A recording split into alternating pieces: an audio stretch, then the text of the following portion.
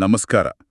ಇವತ್ತು ನಾವು ಬೈಬಲ್ನ ಕೆಲವು ತುಂಬಾನೇ ಭರವಸೆ ಕೊಡುವ ಮಾತುಗಳ ಬಗ್ಗೆ ಸ್ವಲ್ಪ ಮಾತಾಡೋಣ. ಅಂದ್ರೆ ಕಷ್ಟದ ಸಮಯದಲ್ಲಿ ನಮಗೆ ಶಕ್ತಿ, ಸಮಾಧಾನ ಕೊಡುವಂಥ ವಚನಗಳು. ನಾವು ಬೈಬಲ್ನ ಭರವಸೆಯ ವಚನಗಳು ಅನ್ನೋ ಸಂಗ್ರಹದಿಂದ ಕೆಲವನ್ನು ಆರಿಸಿಕೊಂಡಿದ್ದೇವೆ. ಇದರ ಮುಖ್ಯ ಸಂದೇಶ ಏನು ಅಂತ ಸ್ವಲ್ಪ ಆಳವಾಗಿ ನೋಡೋಣ, ಸರಿಯಲ್ವಾ? ಖಂಡಿತ. ಈ ವಚನಗಳು ನಿಜವಾಗ್ಲೂ ಮನಸ್ಸಿಗೆ ತುಂಬಾನೇ ಧೈರ್ಯ ಕೊಡ್ತವೆ. ಸರಿ, ಹಾಗಾದ್ರೆ ಹಳೆಯ ಒಡಂಬಡಿಕೆಯಿಂದ ಶುರು ಮಾಡೋಣವಾ?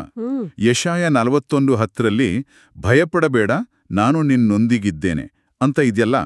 ನಾನು ನಿನ್ನನ್ನು ಬಲಪಡಿಸುವೆನು, ನಿನಗೆ ಸಹಾಯ ಮಾಡುವೆನು ಅಂತ. ಇದು ಬರೀ ಸಮಾಧಾನದ ಮಾತು ಅಷ್ಟೇ ಅಲ್ಲ ಅಲ್ವಾ? ಖಂಡಿತ ಅಲ್ಲ. ಇದು ದೇವ್ರು ಸುಮ್ನೆ ಸಮಾಧಾನ ಹೇಳಿ ಹೋಗೋದಲ್ಲ. ದೇವ್ರು ಆಕ್ಟಿವ್ ಆಗಿ ನಮ್ ಜೊತೆ ಇರ್ತಾನೆ, ಸಹಾಯ ಮಾಡ್ತಾನೆ ಅನ್ನೋ ಒಂದು ಪ್ರಾಮಿಸ್ ಅದು. ನಾನು ನಿನ್ನೊಂದಿಗಿದ್ದೇನೆ ಅನ್ನೋದೇ ಒಂದು ದೊಡ್ಡ ಶಕ್ತಿ. ಹೌದು, ಅದೇ. ಅದು ಕೀರ್ತನೆ 46:1-2 ಹೇಳುತ್ತಲ್ಲ, ದೇವ್ರು ನಮಗೆ ಆಶ್ರಯ ದುರ್ಗವೂ ಬಲವೂ ಆಗಿದ್ದಾನೆ ಅಂತ. ಅದಕ್ಕೆ ಇದು ಹಂಗೆ ಪೂರಕವಾಗಿದೆ. ದೇವರು ದೂರದಲ್ಲಿರೋ ಶಕ್ತಿಯಲ್ಲ, ಕಷ್ಟ ಬಂದಾಗ ತಕ್ಷಣ ಸಿಗುವ ಸಹಾಯಕ. ಹಾಗೇನೆ ಕೀರ್ತನೆ 34:17-18 ನೋಡಿ, ಸಜ್ಜನರು ಮೊರೆಯಿಡಲು ಯೆಹೋವನು ಕೇಳಿ ಅವರನ್ನು ಎಲ್ಲಾ ಇಕ್ಕಟ್ಟುಗಳಿಂದ ತಪ್ಪಿಸುತ್ತಾನೆ ಅಂತ ಇದೆ.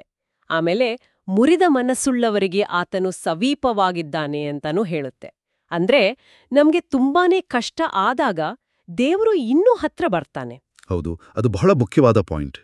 ಇನ್ನು ಯೆರೆಮೀಯ 29:11 ಇದೆಯಲ್ಲ, ಅದು ತುಂಬಾ ಜನರಿಗೆ ಗೊತ್ತಿರೋ ವಚನ. ಭವಿಷ್ಯದ ನಿರೀಕ್ಷೆಯ ಯೋಜನೆಗಳ ಬಗ್ಗೆ. ಇದರ ಹಿನ್ನೆಲೆ ಏನು ಸ್ವತಃ ಹೇಳ್ತೀರಾ? ಒಳ್ಳೆ ಪ್ರಶ್ನೆ. ಏನಪ್ಪಾ ಈ ಮಾತುಗಳನ್ನ ಹೇಳಿದ್ದು ಇಸ್ರಾಯೇಲ್ಯರಿಗೆ. ಅವರು ತಮ್ಮ ನಾಡಿನಿಂದ ದೂರ ದೇಶಭ್ರಷ್ಟತೆಯಲ್ಲಿದ್ದಾಗ, ಅವರ ಭವಿಷ್ಯ ಏನಾಗುತ್ತೋ ಅಂತ ಅವರಿಗೆ ಚಿಂತೆ ಇದ್ದಾಗ ಹೇಳಿದ್ದು. ಹಾಗಾಗಿ ಅದಕ್ಕಷ್ಟು ಮಹತ್ವ. ಹೌದು. ಲೈಫಲ್ಲಿ ದಾರಿ ತಪ್ಪಿದ ಹಾಗೆ ಅನ್ಸಿದ್ರು, ಎಲ್ಲ ಮುಗ್ದೋಗ್ಹೋಯ್ತು ಅನ್ಸಿದ್ರೂ ಕೂಡ ದೇವರ ಪ್ಲಾನ್ಗಳು ಒಳ್ಳೆದಕ್ಕೆ ಇರುತ್ತೆ, ಒಂದು ಭರವಸೆ ಇದ್ದೇ ಇರುತ್ತೆ ಅನ್ನೋದು ಇದರ ಒಂದು ಆಳವಾದ ಅರ್ಥ. ಹಾಗಾದ್ರೆ ಆ ಭರವಸೆಯನ್ನು ನಂಬಬೇಕು ಅಂದ್ರೆ? ಅದಕ್ಕೆ ಪ್ರಲಾಪಗಳು 3:22-23 ದೇವರ ಮಹಾಕೃಪೆ, ಆತನ ನಂಬಿಗಸ್ತಿಕೆ ಬಗ್ಗೆ ಹೇಳುತ್ತೆ.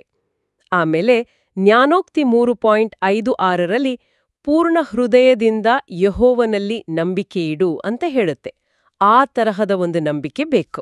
ಸರಿ, ಹಾಗಾದ್ರೆ ಈ ಹಳೆ ಒಡಂಬಡಿಕೆ ಭರವಸೆಯ ತಳಹದಿ ಮೇಲೆ ಹೊಸ ಒಡಂಬಡಿಕೆಯಲ್ಲಿ ಇದನ್ನು ಹೇಗೆ ಮುಂದುವರಿಸಲಾಗಿದೆ, ಅಥವಾ ಏನಾದರೂ ವ್ಯತ್ಯಾಸ ಇದೆಯಾ?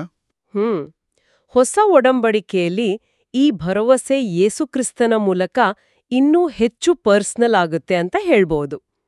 ಮತ್ತಾಯಿ 11:28-30 ನೋಡಿ, ಯೇಸು ನೇರವಾಗಿ ಕರೀತಾರೆ, ಕಷ್ಟಪಡುವವರೇ ಮತ್ತು ಹೊರೆ ಹೊತ್ತಿರುವವರೇ, ನೀವೆಲ್ಲರೂ ನನ್ನ ಬಳಿಗೆ ಬನ್ನಿರಿ, ನಾನು ನಿಮಗೆ ವಿಶ್ರಾಂತಿಯನ್ನು ಕೊಡುವೆನು ಅಂತ. ಇದು ದೈಹಿಕ ಕಷ್ಟ ಮಾತ್ರನಾ, ಅಥವಾ ಅದಕ್ಕಿಂತ ಹೆಚ್ಚಾಗಿ ನಮ್ಮ ಮನಸ್ಸಿನ, ಆತ್ಮದ ಭಾರಗಳನ್ನು ಇಳಿಸೋಕೆ ಒಂದು ಆಹ್ವಾನ ಇದು. ಸರಿ. ಆಮೇಲೆ ಯೋಹಾನ 14:27 ಯೇಸು ನನ್ನ ಶಾಂತಿಯನ್ನೇ ನಿಮಗೆ ಕೊಡುತ್ತೇನೆ, ಲೋಕವು ಕೊಡುವ ರೀತಿಯಲ್ಲಿ ನಾನು ನಿಮಗೆ ಕೊಡುವುದಿಲ್ಲ ಅಂತ ಹೇಳ್ತಾರೆ. ಈ ಯೇಸುವಿನ ಶಾಂತಿ ಮತ್ತು ಲೋಕದ ಶಾಂತಿ, ಇದಕ್ಕಿರೋ ವ್ಯತ್ಯಾಸ ಏನು? ಇದು ಬಹಳ ಮುಖ್ಯವಾದ ಪ್ರಶ್ನೆ. ಲೋಕದ ಶಾಂತಿ ಸಾಮಾನ್ಯವಾಗಿ ಹೊರಗಿನ ಪರಿಸ್ಥಿತಿ ಸರಿ ಇದ್ದಾಗ ಬರೋದು. ಯುದ್ಧ ಇಲ್ಲ, ಸಮಸ್ಯೆ ಇಲ್ಲ, ಆ ಥರ. ಆದ್ರೆ ಯೇಸು ಕೊಡುವ ದೈವಿಕ ಶಾಂತಿ ಇದೆಯಲ್ಲ, ಅದು ಒಳಗಿನಿಂದ ಬರೋದು. ಪರಿಸ್ಥಿತಿ ಹೊರಗೆ ಹೇಗ್ಬೇಕಾದ್ರೂ ಇರ್ಲಿ, ಮನಸ್ಸಲ್ಲಿ ಒಂದು ಸ್ಥಿರತೆ, ಸಮಾಧಾನ ಇರುತ್ತೆ. ರೋಮಾಪುರ 15:3 ಹೇಳೋ ಹಾಗೆ ಈ ಶಾಂತಿ, ಸಂತೋಷ ಎಲ್ಲ ನಂಬಿಕೆಯ ಮೂಲಕ ಬರುತ್ತೆ. ಆಮೇಲೆ ಪವಿತ್ರಾತ್ಮನ ಶಕ್ತಿಯಿಂದ ನಿರೀಕ್ಷೆಯಲ್ಲಿ ನಾವು ಬೆಳೆಯೋಕೆ ಸಹಾಯ ಮಾಡುತ್ತೆ. ಕಷ್ಟಗಳಿದ್ರೂ ಕೂಡ ಒಂದು ರೀತಿಯ ಧೈರ್ಯ, ಸ್ಥಿರತೆ ಸಾಧ್ಯ ಅಂತ ಆಯ್ತು. ಖಂಡಿತವಾಗ್ಲೂ. ಅದನ್ನೇ 2 ಕೊರಿಂಥ 4:8-9 ಚೆನ್ನಾಗಿ ವಿವರಿಸಿದ್ದಾರೆ. ನಾವು ಎಲ್ಲ ಕಡೆಯಲ್ಲಿಯೂ ಕಷ್ಟಕ್ಕೊಳಗಾಗ್ತಿದ್ದೇವೆ, ಆದರೂ ಜಜ್ಜಲ್ಪಡುವರಲ್ಲ. ದಿಕ್ಕು ಕಾಣದವರಾಗಿದ್ದೇವೆ, ಆದರೂ ಹತಾಶರಲ್ಲ. ಇದರ ಅರ್ಥ ಕಷ್ಟಗಳೇ ಬರಲ್ಲ ಅಂತಲ್ಲ, ಆದ್ರೆ ಅವು ನಮ್ಮನ್ನ ಪೂರ್ತಿಯಾಗಿ ಮುಗಿಸಿಬಿಡೋಕಾಗಲ್ಲ ಅನ್ನೋ ಒಂದು ಭರವಸೆ. ಹೌದು. ಇಂಥ ಸಮಯದಲ್ಲಿ ಫಿಲಿಪ್ಪಿ 4:6-7 ಇದೆಯಲ್ಲ, ಅದು ಪ್ರಾರ್ಥನೆ ಮಾಡಿ ನಮ್ಮ ಚಿಂತೆಗಳನ್ನೆಲ್ಲ ದೇವ್ರಿಗೆ ಹೇಳಿ ಆತನ ಶಾಂತಿಯನ್ನ ಪಡ್ಕೊಳ್ಳೋಕೆ ದಾರಿ ತೋರಿಸುತ್ತೆ. ಆ ಫಿಲಿಪ್ಪಿ 4:13 ಇದೆಯಲ್ಲ, ನನ್ನನ್ನು ಬಲಪಡಿಸುವಾತನ ಮೂಲಕ ನಾನು ಎಲ್ಲವನ್ನೂ ಮಾಡಲು ಶಕ್ತನಾಗಿದ್ದೇನೆ ಅನ್ನೋದು. ಹೌದು. ಅದು ತುಂಬ ಜನರು ಕಷ್ಟದ ಸಮಯದಲ್ಲಿ ಒಂದು ಮಂತ್ರದ ಥರ ಹೇಳ್ಕೊಳ್ತಾರೆ. ಹಾ ಹಾ ಅದು ಕೊಡುವ ಒಂದು ಮೆಂಟಲ್ ಸ್ಟ್ರೆಂತ್ ಇದೆಯಲ್ಲ, ಅದು ನಿಜಕ್ಕೂ ಗಮನಾರ್ಹ. ಕೊನೆಗೆ ಪ್ರಕಟಣೆ 21.4ರಲ್ಲಿ ಒಂದು ಭವಿಷ್ಯದ ಚಿತ್ರಣ ಇದೆ. ಅಲ್ಲಿ ಕಣ್ಣೀರು, ದುಃಖ, ನೋವು ಯಾವುದೂ ಇರಲ್ಲ ಅಂತ ಒಂದು ಶಾಶ್ವತವಾದ ಭರವಸೆ ಅದು. ಹಾಗಾದ್ರೆ ಈ ಎಲ್ಲ ವಚನಗಳನ್ನು ಒಟ್ಟಿಗೆ ನೋಡಿದಾಗ ಏನಾದರೂ ಒಂದು ಸಾಮಾನ್ಯ ಎಳೆ, ಒಂದು ಕಾಮನ್ ಥ್ರೆಡ್ ಕಾಣಿಸ್ತಾ? ಖಂಡಿತವಾಗ್ಲು.